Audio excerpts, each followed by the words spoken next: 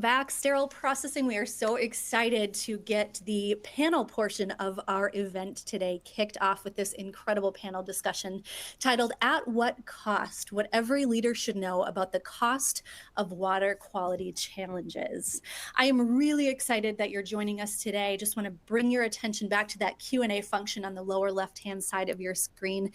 As we get into these panel discussions, you'll likely have a lot of questions that are burning, and I want to make sure that you have an opportunity to get those out there and have these incredible subject matter experts address those. So keep that in mind. Today's panel discussion, or this particular panel discussion, we have three speakers with us today. Michael Matthews is the Director of Customer-Facing Training and Education for Agility. He's an HSPA subject matter expert and is a certified Lean Six Sigma Green Belt. Mike is also a published author with articles published in Infection Control Today, Becker's Hospital Review, as well as several LinkedIn articles in the sterile processing community, and he happens to be one of my personal favorite educators in the industry. Damien Berg is the Vice President of Strategic Initiatives for HSPA. He has over 28 years of SPD and OR experience, having served in multiple roles such as SPD Tech, Director, Scrub Tech, and Combat Medic. Damien is an international speaker and sterile processing representative on a global scale, with speaking engagements at chapter events, legislative advocacy meetings, and a ton of conferences. If you don't know who Damien Berg is, I'm kind of wondering where you've been, but you have a great opportunity to get to know him today.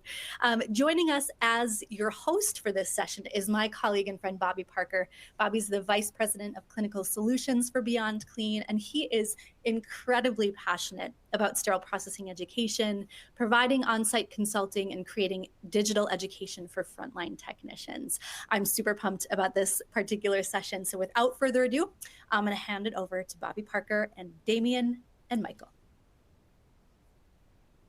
All right, well, thank you for that kind introduction, Linz, and welcome to all you listeners out there to the conference. Excited to be kicking this one off.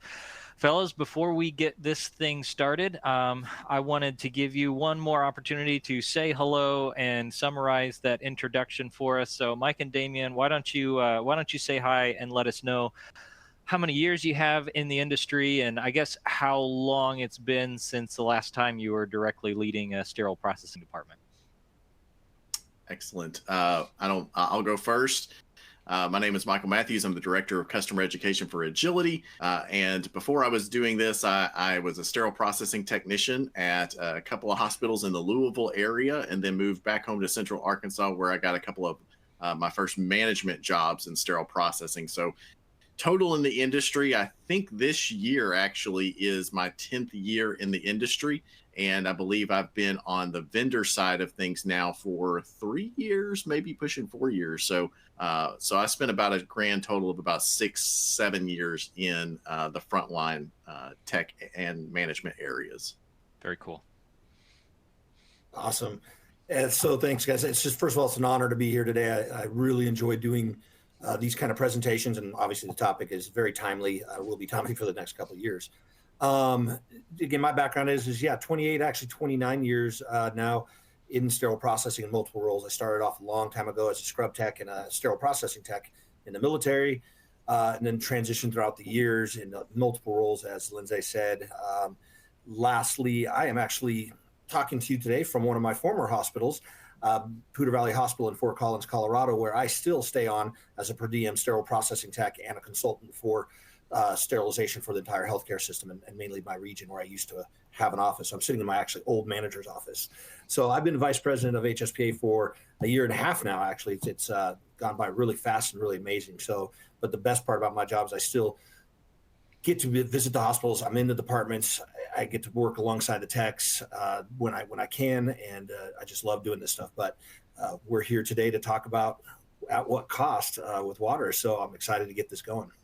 Yeah, very cool. And how cool you get to tune in from a sterile processing department as we are broadcasting this out to the front line. So thanks for being here for that.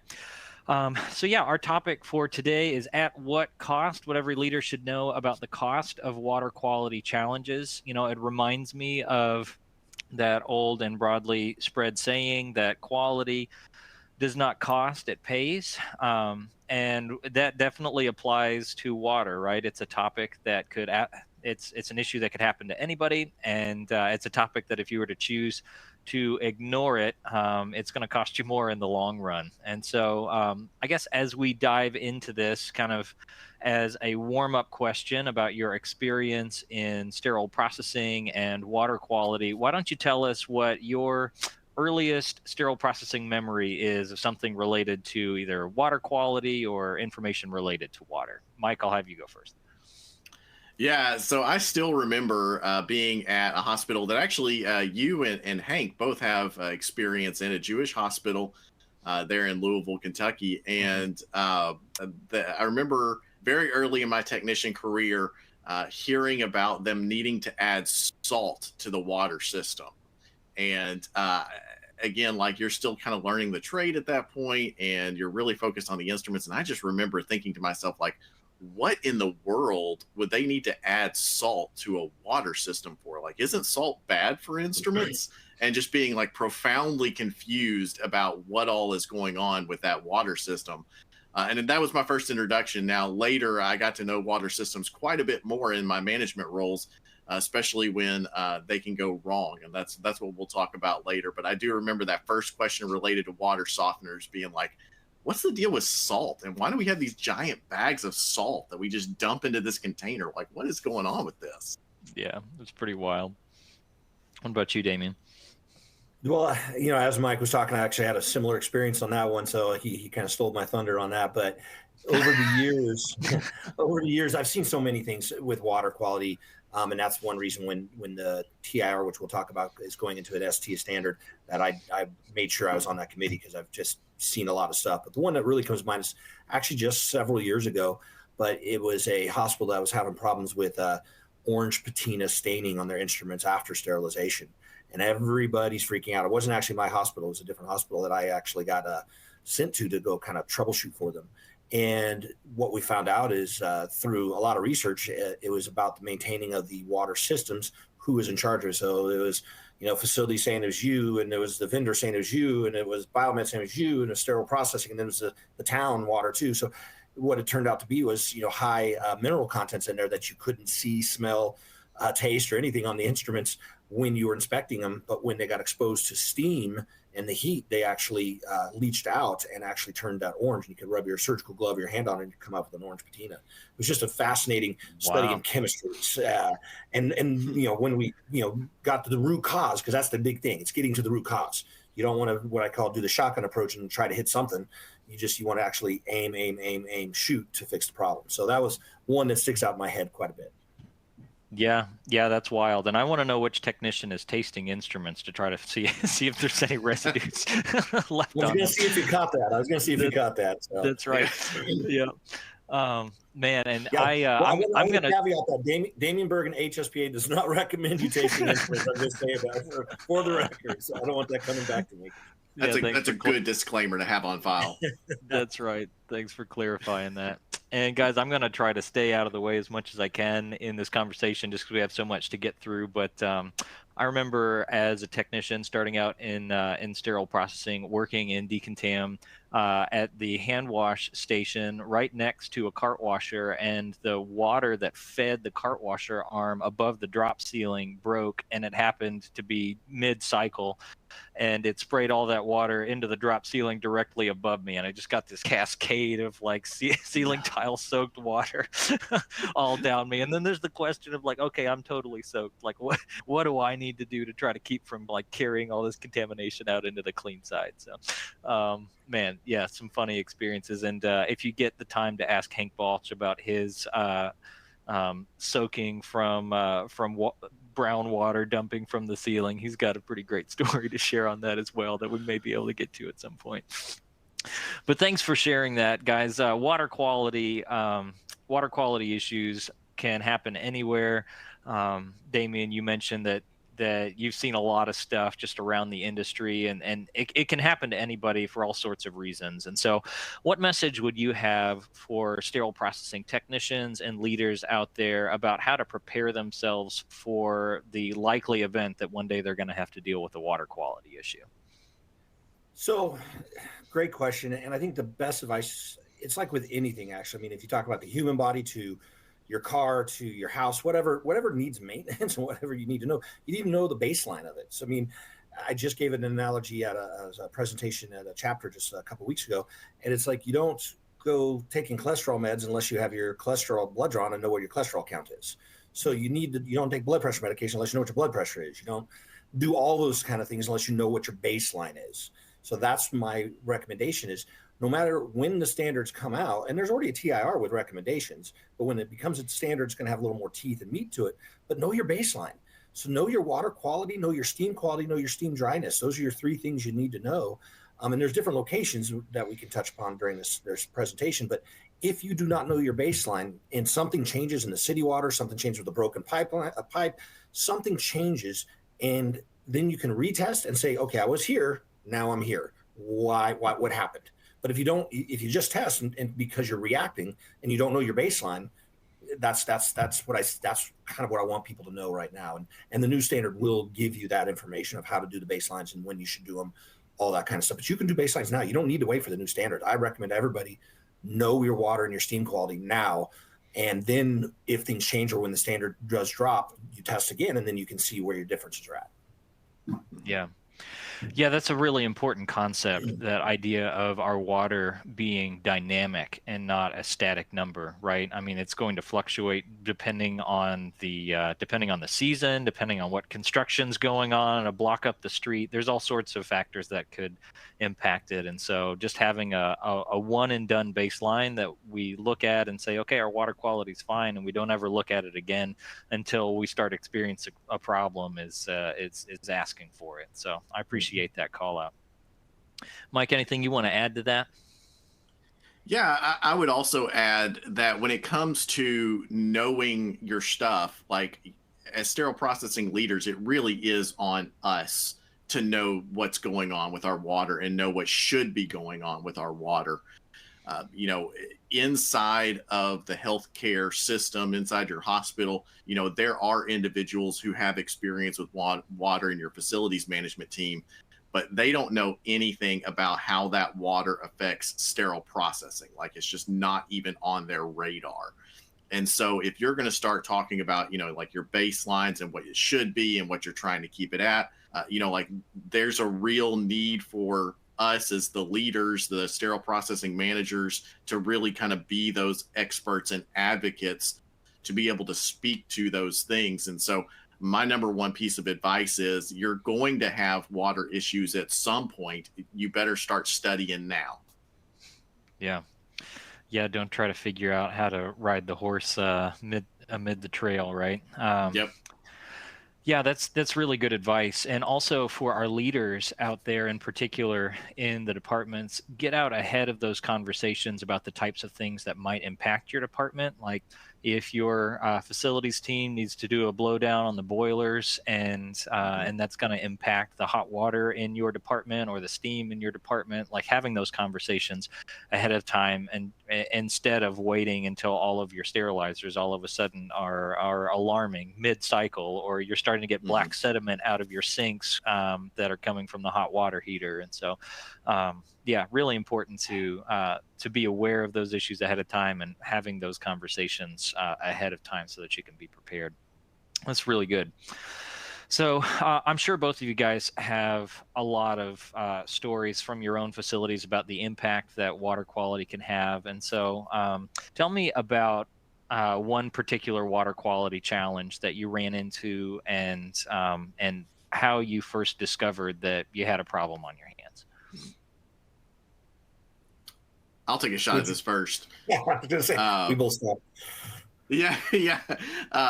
So probably the biggest learning experience I had with our water system was we had this brand new hospital. It's actually my second management job. And like that was kind of the thing that drew me into that position, was the fact that, we were getting to build a new department, new hospital, and included in that were new instruments, new machines, new everything, right?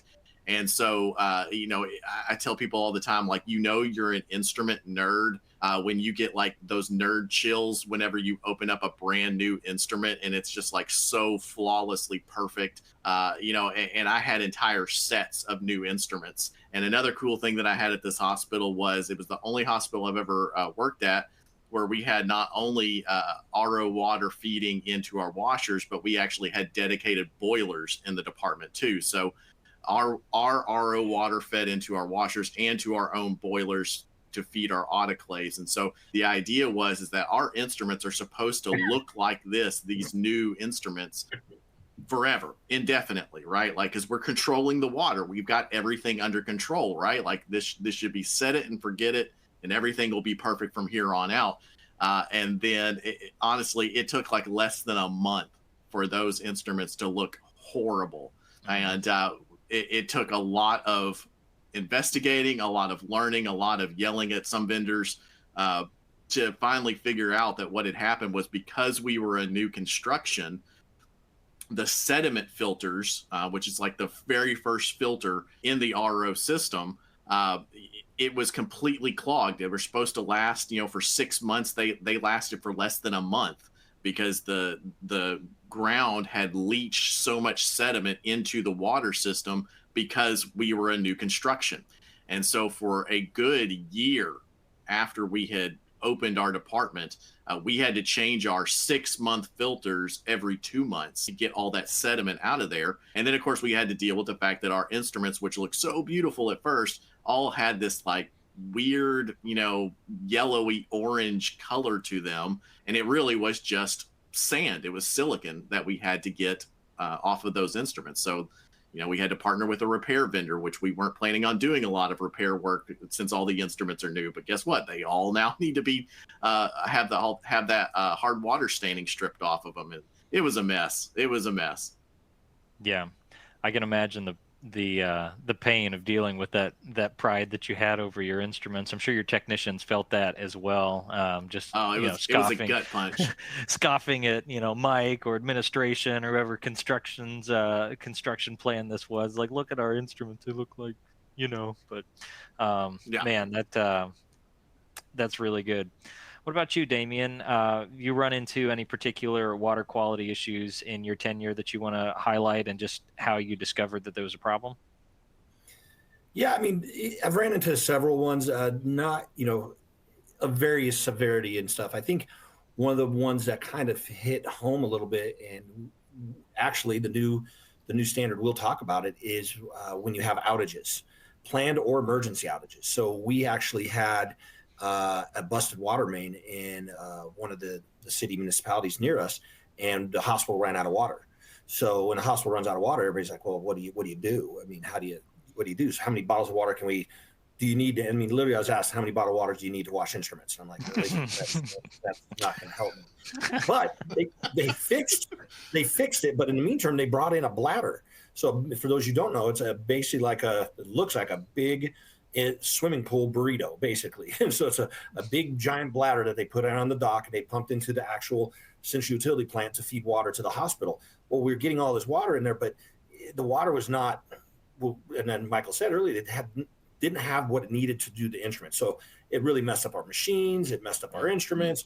And more importantly, when we got back on the city water, just to what Michael said, then the line got broke. So then there was a lot of sediment and other stuff in the main line.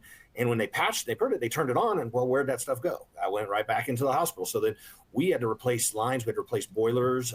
We had to do a lot of maintenance just because they didn't know, and they didn't have the right people at the table. So I think that's a conversation I know I hope to talk about today. It's getting the right people at the table. But that's my experience. Is nothing to do with the hospital per se. It was a busted water main, but we have that now. Think about it, when certain areas go through hurricanes or tornadoes or snowstorms where water plants are impacted and shut down. What plans do you have in place as an SPD department to just get by? And then more importantly, when they come online, what changes are now going to impact you?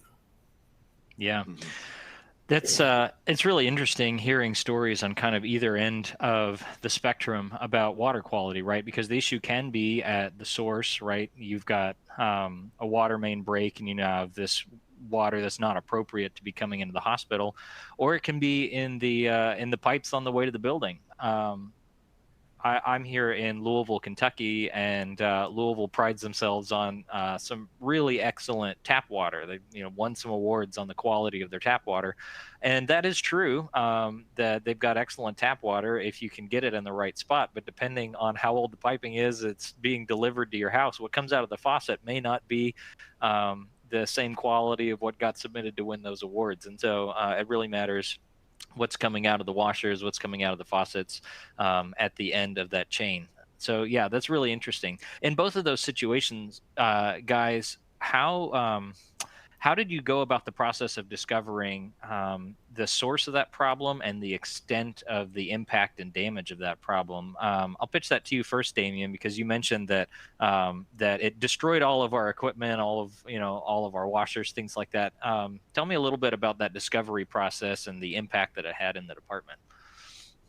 Yeah, I mean, well, obviously when we ran out of water, that was pretty obvious. Right. That didn't take long to figure out. But we also really did go, okay, was it a local thing? Like you said, down that chain, how far did it go? Well, everybody was out of water in the hospital. So it really did impact, the whole hospital. So it was easy to kind of find. In the city, again, wasn't too keen on telling people because they got so many customers. I mean, they're not thinking about an individual hospital. They got a lot of things to think about. So when we did discover that, we limped along the best we can. We stopped elective surgeries.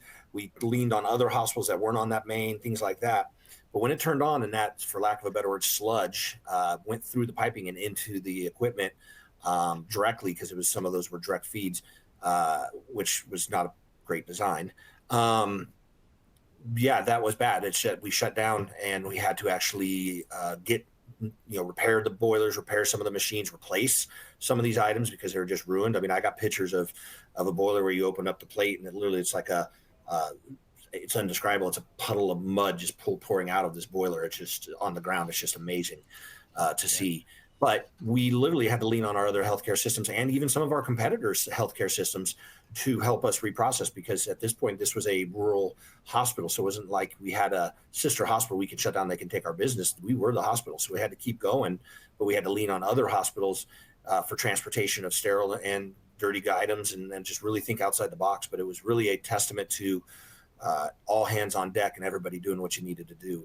But yeah, it was costly. So from then on, to tie in, is we had our other healthcare systems and other partners that we had around the state learned the lessons from us and actually wrote into like emergency operation plans. If you ever have this, do this, or let's look at your piping so you don't have a direct feed piping. You got some filters, you got something that's going to catch some of that so it doesn't ruin your hundreds of thousands of dollars worth of equipment prior to the water going in there. So a lot of other lessons learned and plans written off of one person's disaster. Yeah, it goes back to what you said about the importance of having that disaster planning ahead of time. What do we do in the case of a water outage? So, yeah, that's really helpful. Mike, in your story about the discoloration of the instruments, how did you go about discovering the extent of that issue and the troubleshooting of figuring out the sediment problem?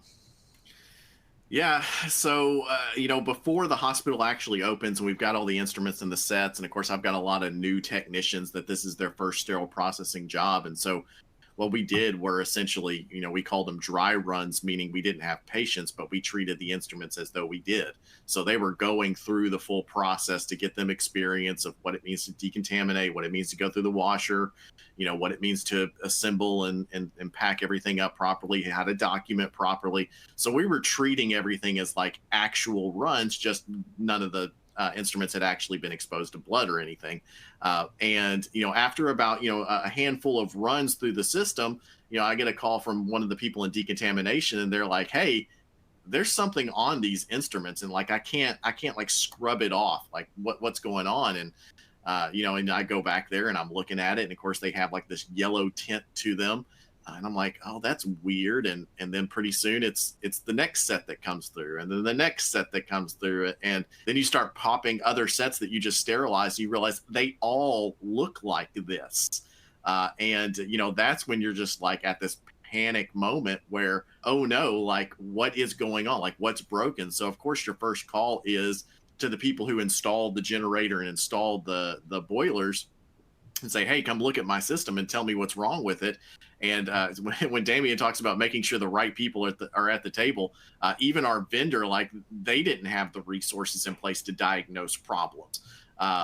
They really just had somebody in place who could install the system and could fix a part if a part was broken, but then diagnosing like what actually is the failure point along the way was not in their skill set. And so it became a real sort of like whack-a-mole kind of thing, where you're just kind of like bouncing ideas back and forth, like, what if it's this, what if it's that, what if it's that, and then eventually, you eventually track it down. But I think that experience of whack-a-mole with problems related to especially water staining is common, because when it comes to staining, there's hundreds of potential causes that could lead to instrument staining. And so sometimes it does feel like, maybe it's this, maybe I'll try that, maybe I'll try that. And it just keeps going. It's just incredibly frustrating, because every time you think, this is it, surely I found it, this is it, and then you keep going through the process and nope, it's still there. Yeah. Yeah, that is so frustrating. Go ahead. Yeah. No, I want to tie on, because you brought up a good point there, the whack-a-mole, and we've all gone through that. You do sometimes feel like you're chasing your tail, especially when it comes to staining. So, what's the cause of that? One of the things that I did that I still recommend today, if you start having those staining issues, I call it the Pepsi challenge, because you don't know where it's, water's water, where it's coming from.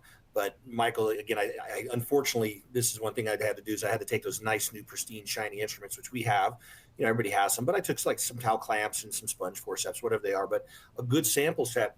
And I only ran them through sink water, only did hand wash to see, is my sink water causing it after time.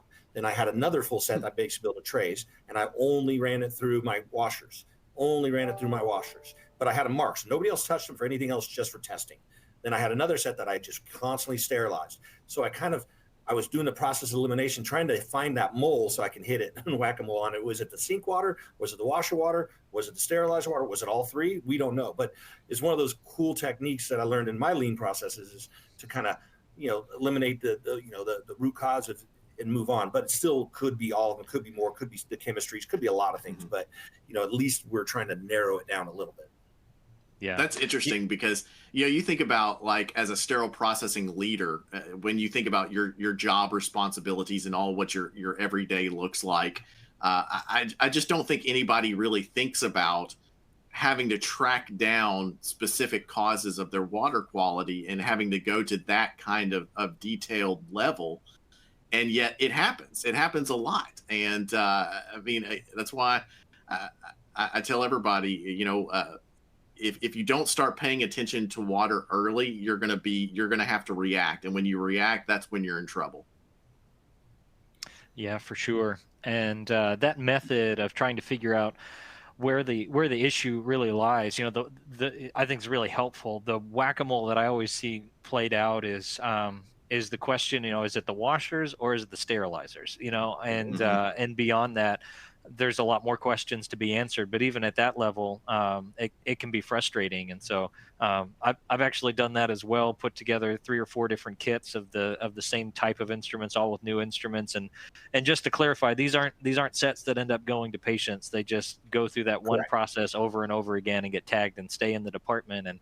And you see, compared to the one control set, your scientific method, which one starts displaying the attributes of the rest of your instruments quickest, and that's where you start out at. So yeah, that's really helpful.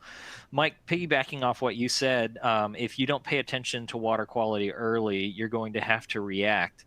Tell me a little bit about just the difference in impact there and cost. Like, what are some of the negative impacts of being reactionary about a water quality issue?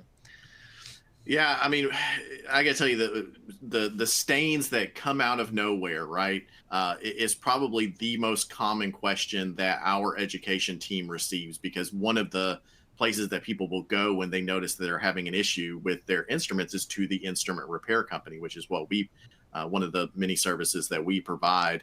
But the overall kind of point of where Actually, I just went blank. What was the question, Bobby? Yeah, no, the question is, what's so bad about being reactionary with water quality Oh yeah, issues? reactive. Yeah, there's costs associated with fixing water Yeah. quality problems, no doubt. I mean, filters are expensive, all of that, but there are so many more built-in costs that go Oh into sure. fixing a water quality problem, and I think they get a lot worse if you're trying to do it on the fly. Oh, absolutely. So, I mean, like just from Damien's example, right? Like you've got busted water generators, you've got busted boilers that could potentially happen. But even if you just like take all of that out of the equation, and let's just look at the instruments, right? If you've got severe staining, like we hear about hospitals that are under scrutiny from Joint Commission because they've got really bad staining on their instruments. And so what will happen sometimes is, we'll get the emergency call from the customer who will say, hey, I got to get all this staining off of my instruments and I got to do it in the next like 48 hours or something, and so you just send out teams of repair vans to go out there and get all the staining off the instruments and get them, buffed and looking new.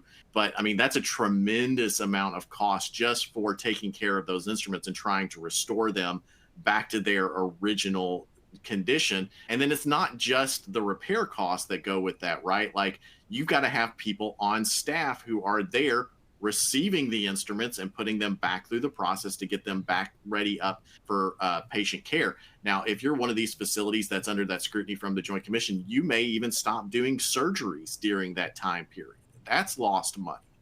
And again, like if this keeps happening and keeps recurring, well, then that just adds to it on top of it. So I really think about what the last presenter said at the conference, where he said, like our primary weapon against decontamination is water. And so when the water isn't right, it affects everything.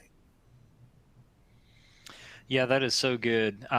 Thinking through some of those other categories like staffing and overtime, the cost of repairing and installing equipment, and then that opportunity cost of the instruments we could have washed to support surgeries and surgeries that may have gotten canceled as a result of a water quality issue, and hopefully not, but potentially a preventable water quality issue if we had been paying more careful attention to what was coming out of our washers. Damien, do you have anything that you want to add to that about just the general cost of discovering a water quality issue too late? So, I mean, everything that you guys talk about is spot on, and it's I don't want to say obvious because it's not obvious, but we can see the cost of the instruments, everything that we talked about. I kind of want to focus on two that are kind of a little what I call the soft costs, or one that you can't necessarily put a dollar amount on, but it impacts your department and facility greatly, and that's culture.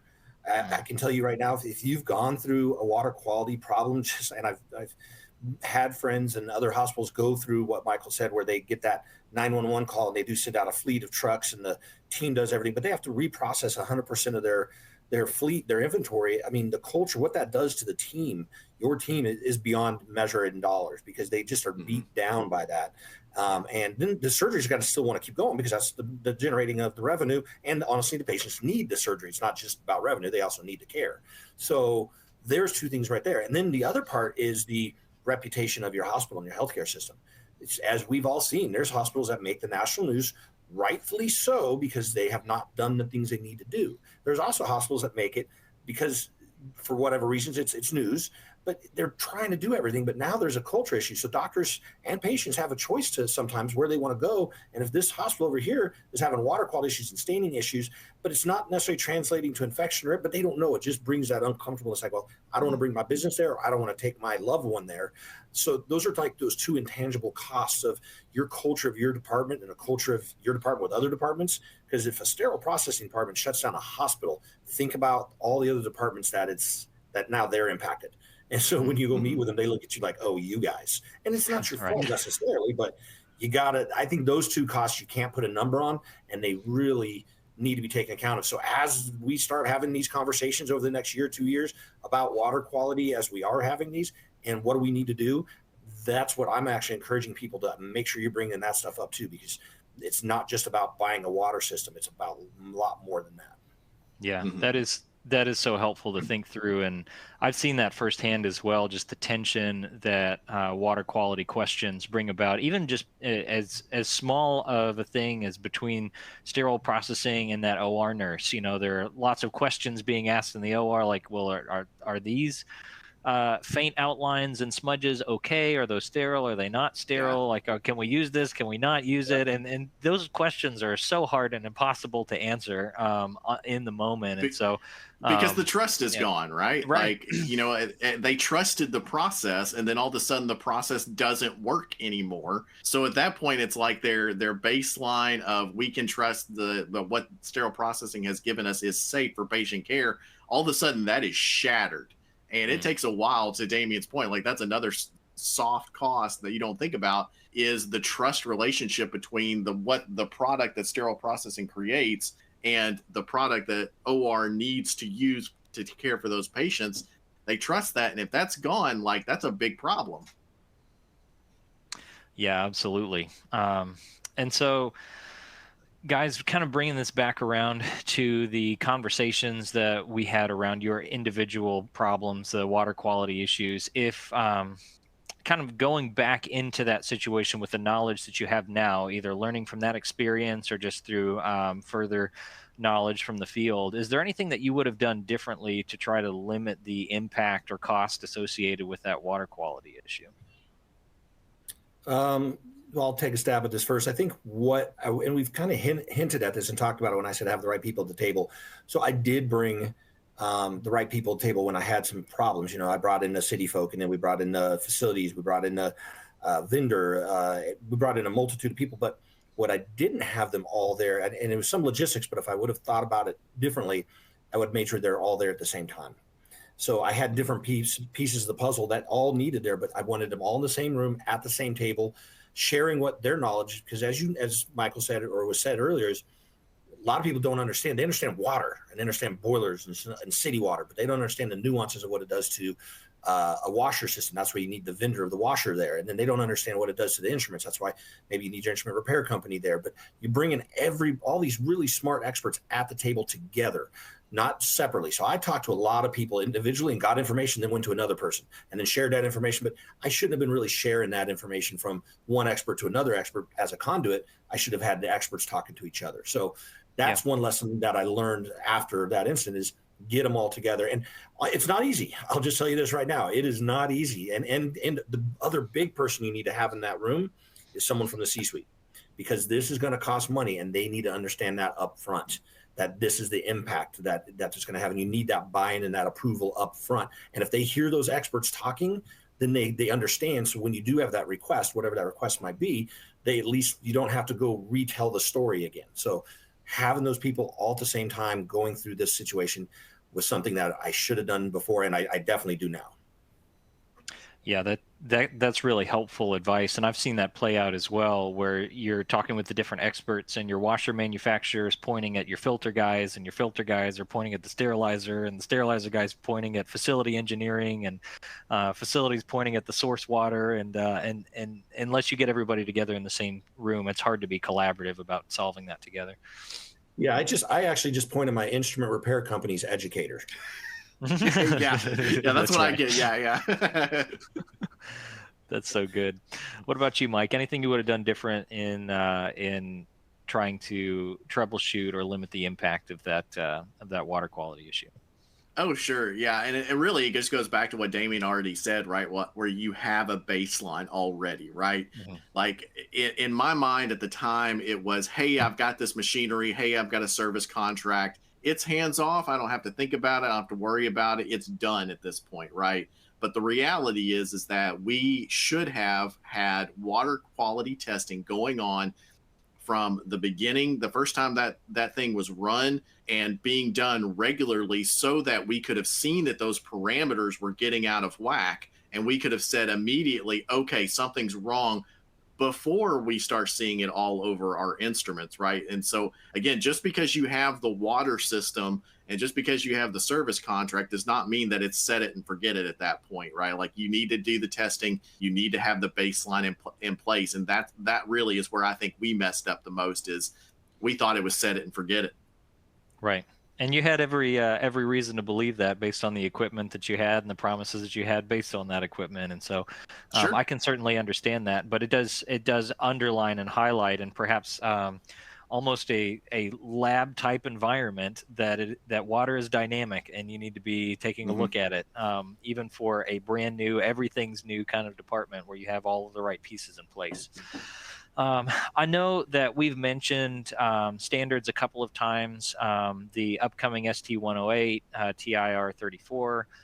There's a lot of information being put out through this conference today. But one of the things that I wanted to ask you guys about this frequency of testing and baselines, do you have any advice for our listeners about how frequently they should be looking at their water, what kinds of things they should be looking for? And again, I'm sure a lot of those questions are being answered through other sessions in this panel, but just real briefly, any just personal advice as we wait on the release of those standards? I'm glad you brought that up, and that's the key point right there. Is unfortunately we have to wait for the release of the standards, because I sit on those committees and I am by far not the water expert. Like, there is multiple PhDs on these committees, true water gurus and experts that are weighing in from multiple different companies. So we're getting now truly cross-pollinated expertise to help design it. Now, with that said, that's where it takes a little time too, because you got to get the smart people to all agree. And sometimes I'm like, that's just funny to watch myself, just to sit back in a room and watch PhDs argue about, 1 point off on a scale. But they'll get there. We're pretty close right now. But the big thing I would say, as far as testing, you still could go through your current TIR34. It does have recommendations in there that won't leave you wrong. Now, is the standard going to have more robust? It is. It's going to have more robust. It's going to have more other items that you can do, but it's not. What do you call it? 1 second here. You're good. Someone was calling my old office. I'm not going to answer it. So where you want to set your frequency up is, again, get your baseline, talk to your IP, talk to your facilities people in lieu of the standard. That's not out yet. Look at TIR34, and then you can come up and get with your water quality experts. There's a ton of them out there that can help you. So get with your water quality experts and develop that plan of frequency and time until the standard comes out. And then when the standard comes out, you can adjust, but at least again, how far what the delta is, what the difference is. So if I'm here testing and I know my baseline, I'm doing this frequency based off my numbers, and then the standard tells me I need to do some, you might have to adjust, but that's okay. At least you're doing something. So that's my recommendation right now. Yeah, that's really good. As we talk about TIR34, just an opportunity to plug a reference document that probably not a lot of sterile processing managers have in their office. Anything that either of you guys want to highlight about just the importance of being well versed on water quality and the significance of that document for sterile processing leaders? I'll tell you, there's a chart that's in TIR34. And I can't remember the exact page number, but in my digital copy of TIR34, I literally just printed off like a PDF of that one chart, because I think that out of all of Amy's documents, that is the one thing that I have gone back to multiple times, like more than any other. And it just lines out, okay, what is utility water? Here are your primary criteria. Here's what it's used for. What's your critical water? Here's its criteria. Here's what it's used for. Man, that chart in TIR34 is so good. And again, like, ST108 is coming, but you can start there. Yep. Yeah, that's really good. And I think it's important as well. So we've talked about primarily these two water quality issues, the big bladder for the water main break in the brand new department with the sediment coming through. And those are certainly things that could happen, but to try to broaden the scope of our conversations, are there any other common or typical water quality issues that either of you guys see out in the field that would be helpful to bring up that our audience just needs to be aware of that are likely to happen at some point? I'd say seasonal changes in water. I think Damien and I, we've talked about this offline before, but your water company, for example, can change its water source, and they don't have to tell you when they do that. And so that can completely change the quality and content of the water that's coming into your department. And of course, especially that's really important if you are like most facilities who are using house steam in their autoclaves, because your facilities, they're thinking about water for totally different applications, not for use on stainless steel. And so the thing that I would tell you is that your water can change on a dime, and you can get problems just all of a sudden out of nowhere because somebody did something way up the line that you have no clue even happened. Yeah. Yeah, I'll tag on that, expand a little bit, and then I'm going to take a left turn because I'd like to do that occasionally.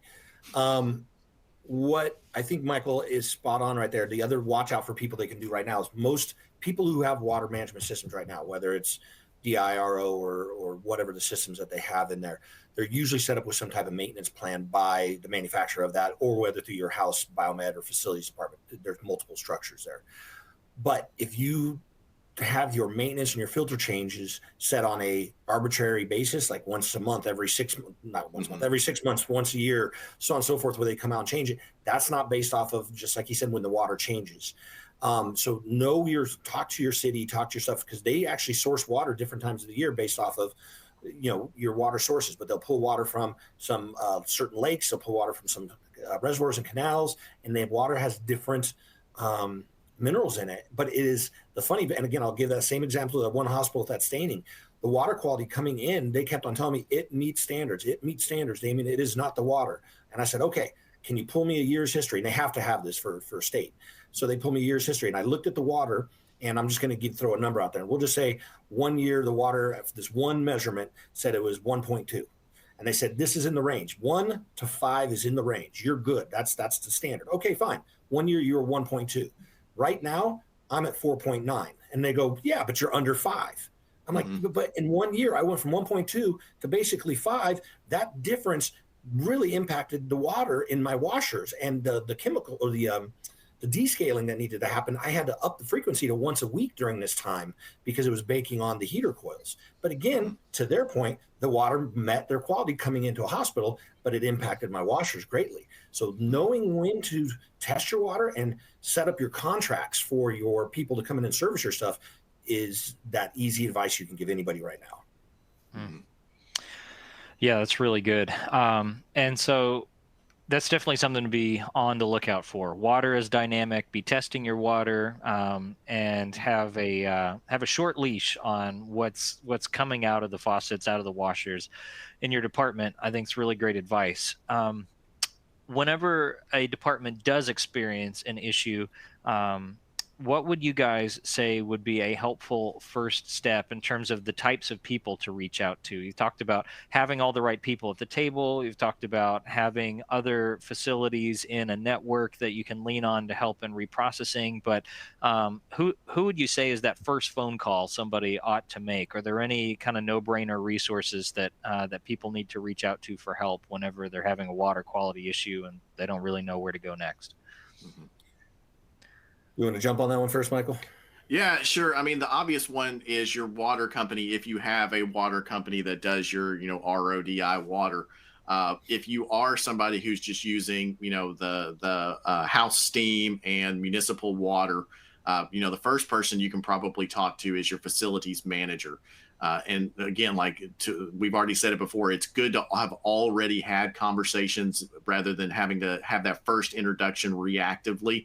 But you want to already have that relationship in place so that you can begin having that conversation and say, hey, okay, something has changed. Have you guys changed something? Sometimes the facility teams will make changes to the boiler water depending upon what's going on with their water. And again, that's the first one that I'm looking to if I don't have a water company.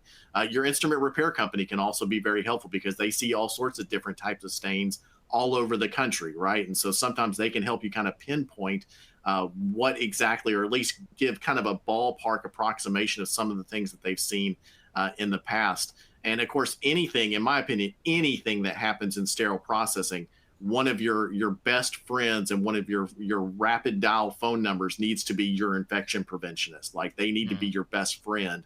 And so you need to have them in the loop about what's going on. Does this represent a risk to patients? If it doesn't represent a risk to patients immediately, what do we need to do to keep it from getting to that point? What do we need to communicate to the OR staff so that they don't freak out? Like those are all things, and honestly, they all need to be at the table, and there's probably more. Yeah, I couldn't agree with you more. And the equipment manufacturers, one that goes in my head. Same thing with the, because again, these washer, and again, I don't care which company your washers, your sterilizers are from. They all have experts in water and scientists to help with chemistries and all that stuff, because that's their business. But again, just like your instrument repair company, most of them, and it sounds weird, but they've been there, done that. They've seen the worst of the worst, and they've experienced it when they've helped the customers out.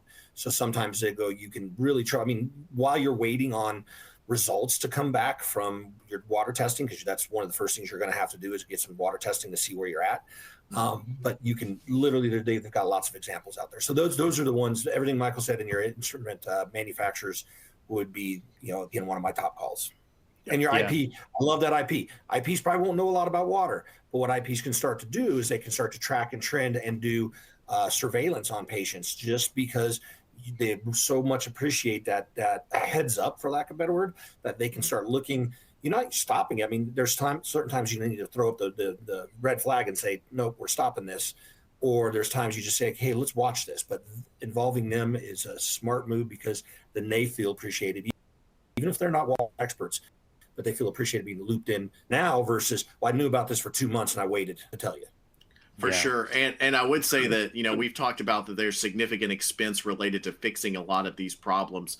You'll have a lot easier time getting approval for expenses coming from your C-suite if you present a united front with your infection preventionist, right? Where it's not just me, Michael, the sterile processing manager, telling you have to spend all this money to fix this problem, but it's me and the infection preventionist who are telling you that you need to fix this problem. And yeah, you're going to spend some money on it, but that's what it takes to keep the patient safe. And like that message just comes with a lot more force if it's a united front between sterile processing and infection prevention, not just you. Yeah, that's so helpful, and they are a great advocate in that. And probably not the first call that we think to make, because to your point, Damien, they're probably not the water quality expert, and they may be just as lost as you are, and they're going to ask you like, okay, so how much of a risk is this to patients? And I'm like, we don't know yet, but you need to help me figure this out. So I've got an impossible question to answer for you. What does the sterile processing manager or leader do when they get that question from the OR? There are smudges or stains on all of these instruments. Is it sterile? Like, because nobody knows how to answer that question. So what is the appropriate posture in that moment? Is it when in doubt, throw it out and just discard everything, cancel all the surgeries? Where do you go when you get that question? Well, I mean, I really don't want an OR nurse having to make that call in the OR, like while the patient is on the table or something. Like, that's just not the right time. Because as much as bad as it sounds to say you might have to delay this case or cancel it, the reality is that you have to do what is the most safe. And if there is doubt, if we can't look at it and immediately know, this is just a little bit of a hard water stain, we can get this, that's not a patient risk. Like if there is doubt, it does have to delay or cancel that case. And so again, back to Damien's point about benchmarking where you are and monitoring your progress, like that is the absolute worst time to find out that you have a water quality issue, is like when the table is being opened for the patient case, because no matter what, it has now affected their case. Yeah, and you can ask that question for many different scenarios that we all deal with. And I've been asked that, and it is one of those ones that your heart and your gut kind of sink, and you're like, crap. And patients on the table and canceling cases, while you may go, that's the smart, safe thing. I like what Michael said. What is the safest for the patient? So if the person's having a carpal tunnel surgery, okay, fine, we understand that. But if the patient's saying having a cancer surgery to remove cancer, canceling a surgery for even 1 more day, 2 more days can really impact the life of that patient. Sure. So you kind of got to take that into account. I get around those questions nowadays. Well, and this is manager 101 stuff, but it really is important, is when did they start seeing the changes? Is this something they've been seeing for a long time? They just got tired of it. Now they're asking you the question. Or is it something that just popped up brand new? And they're like, we've never seen this before, Damien. Because what I've seen is a pendulum on both sides, where there's just this slow nagging of stains that they've seen, and they just kind of nah, and they're finally tired of seeing them or not getting an answer. And then they kind of go, okay, now is it not safe anymore? So they kind of just react, and rightfully so. They just, it's like, finally it's just got to the point. Or is it a brand new stain that they've never seen before? And the only way to know that, Manager 101, is round. Get in your ORs daily. I walked into my ORs before the patient was in there every day, as many as I could, while they were turning turnovers, while they were starting, and say, hey guys, how's it going? You got everything? How's my instruments treating you? And I always call them my instruments. Are they behaving? Got everything you need?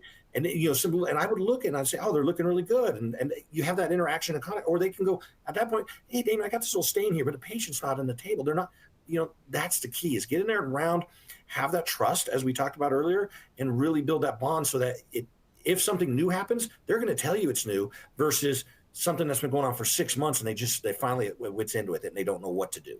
So that's that first step that I take to answer that question.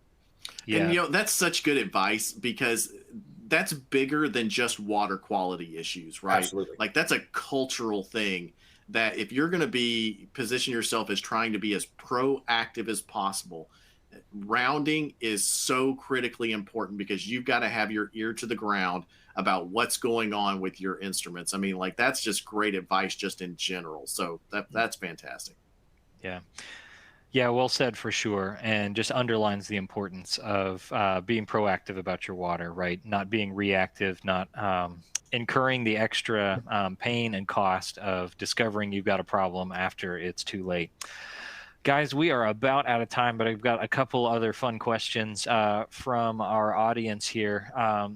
Stephanie asks, in an autoclave that has its own boiler underneath, like you described, Mike, should the water feeding it be RO or DI? And I know that this panel isn't necessarily the right one to be pitching technical manufacturer questions to, but do you have any thoughts about that? I'll let you take this one, Damien. So let me just tell you this. So whether you use RO or DI water, they're pure water for the steam. There's an argument to be said that, why do you need pure steam? But then there's an argument that says, I got poor water quality, so I can't fix my water, whether it's at the hospital or the source. So I'm going to fix it at the boiler and have pure steam on there, which is a legitimate concern. But again, the experts that make those, whether it's RO or DI, is really going to depend on your machine and your boiler, also your piping. So what you got to understand is where this stuff is the most purest, but it also can be some of the most caustic to your piping. So depending on what your boiler manufacturer says, what your sterilizer manufacturer says, and what your piped will feed them, is going to determine which one you go into. It's kind of a cheat answer, but it's still a valid answer. No, that is true, and it differs in different situations. And then the other thing to think about is the kind of water that's being fed into that filtration system. To Mike's point, there isn't really anything such as RO water. There are RO systems that create pure water, but if you have water feeding into that RO system that is of such poor quality, the RO is only going to be able to scrub so much of that out, and what comes out on the other side still might not meet the purity requirements that you're shooting for using that RO system. And so lots of things to consider in that. And that is an amazing point you brought up there, because we had a lot of discussion on that in writing the new standard, because you have an RO system or a DI system that you say, I have RO, I have DI, that meets critical water. No, just because you have RO or you have DI does not mean you have critical water. You got to know your parameters. So everything you just said is exactly spot on, and the experts will tell you that. So you got a nice system sitting over there, but until you know what is putting out that meets the parameters of critical water, then that's the key. So it's not, I have a system and I set it and forget it. It's, is my system doing what it needs to be doing to meet the critical parameters of critical water? Yeah. It's a really good point. I want to close with this one, and it is reminiscent of the owl licking the Tootsie Pop. How many bottles of water does it take to run decontam for a shift? A lot. I can't remember. I did the math on this, because literally the answer was, at that time, if we lost city water again, we'll go to Walmart and buy waters. And I'm just scratching my head, but it was on the 5-gallon jug is what it was. It's like, so your sink holds this, 3 gallons of water. How many washes can you get out of it? All the, you do a 3-sink method. And I did the math on it, but it's giving me nightmares to think about it nowadays. So It was a lot, and it was not reasonable or feasible to do, put it that way. More than your local Walmart would carry. For sure. Yeah. Well, guys, thanks so much for collaborating on this, sharing your experiences with the field, sharing some of those lessons learned from the manager's chair about things we can do both to prepare ahead of time and be proactive, as well as how we should respond in those water quality events. We all know that that we're all going to have to deal with them one day or another, and so I'm hopeful and optimistic that this discussion has helped some people in being better prepared for that situation. So I just want to say thank you, guys. Well, thanks for having us. Yep. Absolutely. And so with that, we will turn it back over to our host if we've still got her with us. I am still with you. I've been tuned in at the edge of my seat for this conversation. So thank you so much, Bobby, for leading this great discussion with Damien and Mike. For those of you sticking around for the remaining 2 sessions, they're going to be similar in style in that they will be panel discussions. So we're excited to address a couple of other topics today.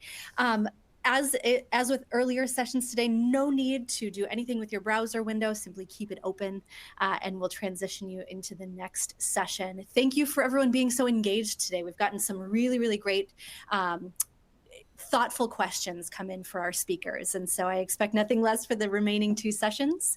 If you need a quick break, we'll take a quick 10 minutes before joining for the next session. Hank Balch will be hosting that panel discussion. So we will see everyone shortly. Thank you for tuning in today. Thank you to Verda for sponsoring this educational event. 2 sessions left to go, everyone. Thanks for being here, and we'll see you in about 10 minutes.